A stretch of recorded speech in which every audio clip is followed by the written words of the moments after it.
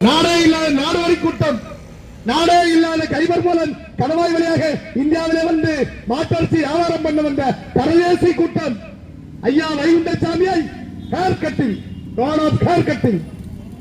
முடிவெட்டுங்கிறவள் முடிசோடும் பெருமாள் என்ற பெயரை அன்றைக்கு மார்த்தாண்டவர்ம சர்க்கார் எப்படி மறுக்கப்பட்டதோ அதே போல கேவலமான ஆட்சி நடத்துகின்ற நரேந்திர மோடியுடைய சர்க்கார் ஐயா வைகுண்டசாமியுடைய பெயரை முடிசூடும் பெருமாள் என்ற பெயரை உச்சரிக்க மறுக்கிறது. ஏன் மறுக்கிறது?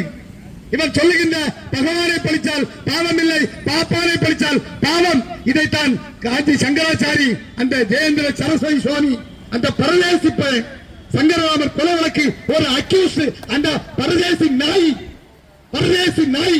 நாய் பேசிச்சு. பகவானை படிச்சா பாவம் இல்ல, பாப்பானை படிச்சா பாவம். வேலைக்கு போற பெண்கள் கலர் நிலங்கள். ஏன்னா பிராமண கூட்டத்தில் பெண்களுக்கு மரியாதை கொடுக்க மாட்டான். பிராமண பெண்களும் பல்லர் பறையருக்கு ஈக்குவலானவர்கள், சாணார் சக்கிலருக்கு ஈக்குவலானவர்கள்.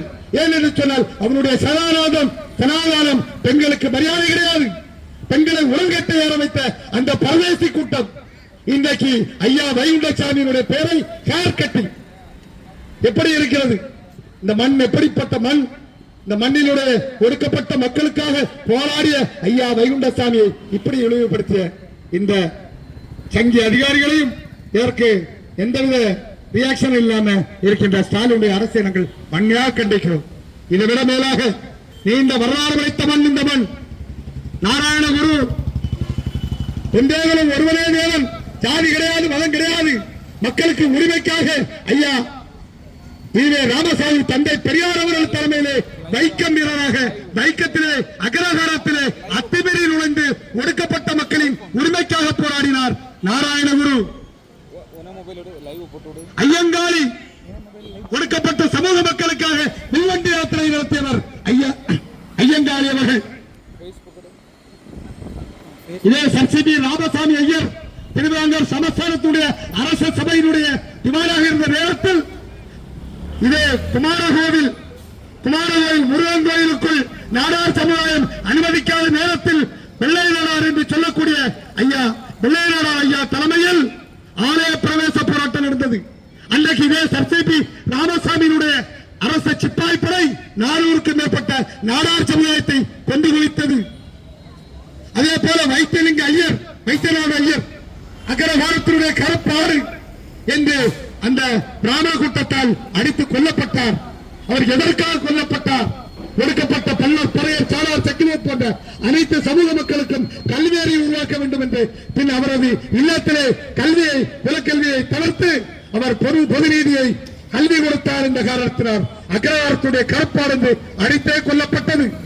இப்படி சனாதானத்திற்கு எதிராக நீண்ட வரலாறு படைத்த இந்த மண் கன்னியாகுமரி மண். இதைவிட மேலாக மன்னன் எங்கள் சேர மன்னன் மாவேலி வரலாறு நீங்கள் தெளிவாக பார்க்க வேண்டும்.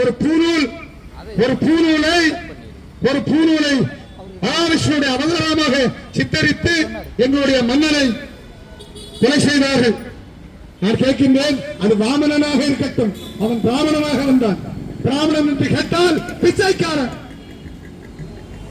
நம்முடைய சங்கிகள் கைபர் போல கணவாய் வழியாக நாடே இல்லாத நாடோடி கூட்டம் இந்திய மக்களுக்காக, இந்திய நாட்டிற்காக எந்த தியாகமும் செய்யாமல் இந்திய சுதந்திர போராட்டத்தில் போராடியவர்களை காட்டி கொடுத்த இந்த கூட்டம்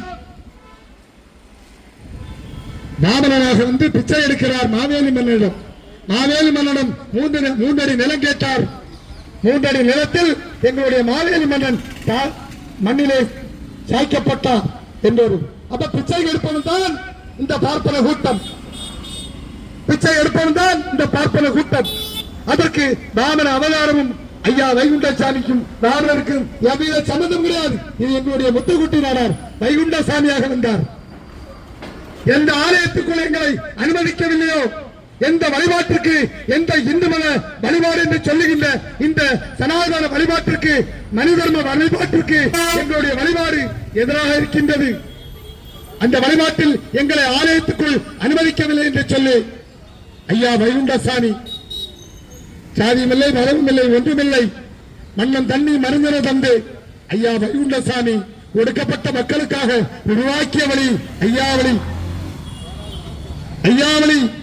ஐயா வைகுண்டசாமி எந்த ஆலயத்திற்குள் அவர் கேட்டார் ஒரு கேள்வி. நீ எங்கிருந்தோ வந்தாய், எங்கள் மன்னனை கைவசப்படுத்தி வைத்திருக்கின்றார். கோயில் எங்களுக்கு சொந்தம்தான். அங்கே நாங்கள் பல அடி தூரத்துக்கு முன்னால் நின்று நாங்கள் இறைவனை காண்கிறோம். ஆனால் கருவறை யாருக்கு சொந்தம்? நாடே இல்லாத நாடோடி கூட்டத்திற்கு இந்த எங்களுடைய ஆலயத்தினுடைய கருவறை சொந்தமா? கருவறைக்குள் ஏன் நாங்கள் போகக்கூடாது என்று தனி வழியாக ஐயாவளி என்ற ஒரு வழியை ஐயா வைகுண்டசாமி உருவாக்கி தந்தார். அந்த வைகுண்ட வழிபாட்டில் எங்கள் கருவறையிலே நாங்கள் தொட்டு வழிபடலாம். எங்கள் தொட்டு ஞானம் சாத்தி எங்கள் தொட்டால் தீட்டென்று சொன்ன ஒடுக்கப்பட்ட சமூக மக்களுக்காக தொட்டுநாம சாத்தி ஐயா வைகுண்டசாமி எங்களுக்கு மண்ணும் தண்ணியும் தந்து மருந்தாக தந்து எங்களை வாழ்வளிக்கிறார். அந்த வைகுண்டசாமியை கொச்சைப்படுத்துகிறார்கள் இந்த சங் பரிவார கூட்டங்கள். ஆனால் இதில் என்ன வேதனை என்று சொன்னால், எந்த சமூகத்திற்காக ஐயா போராடினாரோ, எந்த சமூகத்திற்காக எந்த உரிமைக்காக ஐயா போராடினாரோ, எந்த ஒடுக்கப்பட்ட மக்களின் நலனுக்காக ஐயா போராடினாரோ, எந்த வழிபாட்டு முறையை ஐயா எதிர்த்து போராடினாரோ, அந்த வழிபாட்டை சார்ந்த அந்த சமூகத்தை சார்ந்தவர்கள் இன்றைக்கு சங் பரிவாரங்களுடைய சங்கிகளினுடைய மனு தர்மத்தையும் வர்ணாசிரம தர்மத்தையும் உயர்த்தி பிடித்திருக்கிறார் என்று சொன்னால், பிஜேபிக்கு ஓட்டு போடுகிறார்கள் என்று சொன்னால், பிஜேபியில் இணைந்திருக்கின்றார் என்று சொன்னால் எவ்வளவு கேவலமாக இருக்கின்றது. நாடார் சமுதாயத்தை எவ்வளவு இழிவுபடுத்தினார்கள். நான் கேட்கின்றேன், இன்று வரைக்கும் சனாதனம் இருக்கின்றது. ஏன் நிர்மலா சீதாராமன் எலெக்ஷன் நின்றாலா? அவளை தொடர்ந்து மந்திரியாக வைத்திருக்கின்றார்கள். அதே எங்களுடைய ஓட்டுக்காக, நாடார் சமுதாயத்தினுடைய ஓட்டுக்காக தமிழிசை சவுந்தரராஜனுக்கு கவர்னர் பதவி கொடுத்தார்கள். அந்த கவர்னர் பதவியை முழுமையாக அனுபவிக்க விட்டார்களா? இல்லை. எலெக்ஷனிலே மீண்டும் ராஜினாமா செய்து கொண்டு வந்து தெருவிலே விட்டார்கள். ஆனால் இன்றைக்கு ஏன் ஒரு கவர்னராக இருந்த நிர்மலா சீதாராமனுக்கு ஜனாதிபதி கொடுக்கலாமே? துணை ஜனாதிபதி ஏன் நாடார் சமுதாயத்தை சார்ந்தவர், ஒரு கீழ் ஜாதியை சார்ந்தவர், ஒரு கீழ் ஜாதியை சார்ந்தவருக்கு உரிமை இல்லை என்று சொல்லுகின்ற வழிபாடுதான் இவருடைய வழிபாடு. இந்த நிலை மாற வேண்டும். இந்த நிலை மாற வேண்டும். உடைக்கப்பட்ட மக்களின் உரிமை குரலான ஐயா வைகுண்டசாமி கொச்சைப்படுத்தப்பட்ட திமுக ஸ்டாலின் அரசு பொது மன்னிப்பு கேட்க வேண்டும்.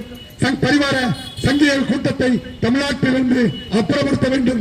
நரேந்திர மோடி அரசு உடனடியாக கைபர் கடலை திறந்து இந்த கூட்டத்தை வெளியேற்ற வேண்டும் என்று கேட்டு வாய்ப்புக்கு நன்றி விடைபெறுகிறேன்.